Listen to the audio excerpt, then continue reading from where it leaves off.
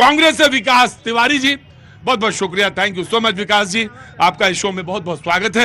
मैं नफरती सोच के उन लोगों से जिनकी सोच सड़े हुए बजबजाते नाले से बदतर है, उनके लिए एक शेर के माध्यम से कहना चाहता हूं। लगा के आग शहर को बादशाह ने ये कहा, उठा है शौक आज तमाशे का बहुत, झुका के सर सभी शाहपरस्त बोल उठे, हुजूर शौक सलामत रहे यहाँ शहर और है बहुत। आज की ये लड़ाई जो हिंदुस्तान की है, सच और झूठ के बीच की लड़ाई है, और सच के साथ इंडिया गठबंधन खड़ा है और झूठ का परचम लेकर झंडा बरदार बनकर नरेंद्र मोदी चल रहे हैं।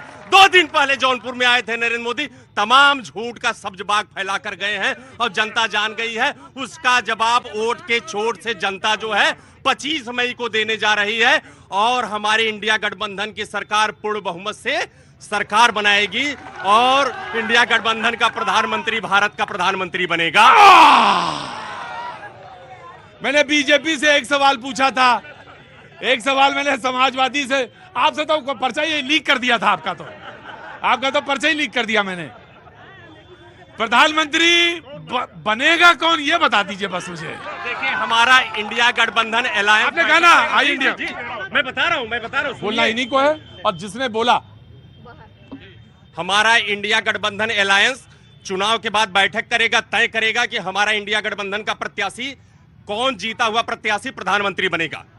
और एक चीज और बता दें कि मोदी जी आते हैं, भाषण देके चले जाते हैं, और मोदी जी तो ऐसे हैं जिनके झूठ को लोग नहीं दिखाते। जब कैमरा इजाद नहीं होता, डिजिटल कैमरा, तब डिजिटल कैमरा से फोटो खिंचाते थे। जब ईमेल नहीं आया था, तब ईमेल करते थे। और जब भीख मांग के अपना जीवन व्यतीत करते थे, उस समय वो पेरिस, इंग्लैंड और अमेरिका घूम आए थे। तो मोदी के इस झूठ को जनता जान गई, अब झूठ चलने। देखिए, हमारा कांग्रेस पार्टी का मैनिफेस्टो आया। मैनिफेस्टो 48 पन्नों का था, 15,329 शब्द थे, और लोगों को पढ़ने के लिए सुलभ था।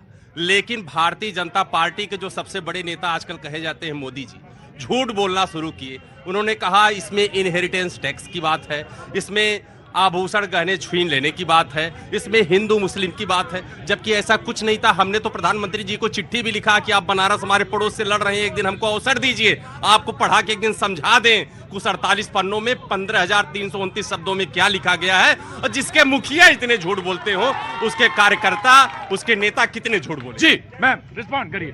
जी, इन्होंने कहा कि हमारे मुखिया झूठ बोलते, झूठ बोलकर सत्ता में आया, 15 लाख सबके खाते में कहा 1 रुपया नहीं दिया।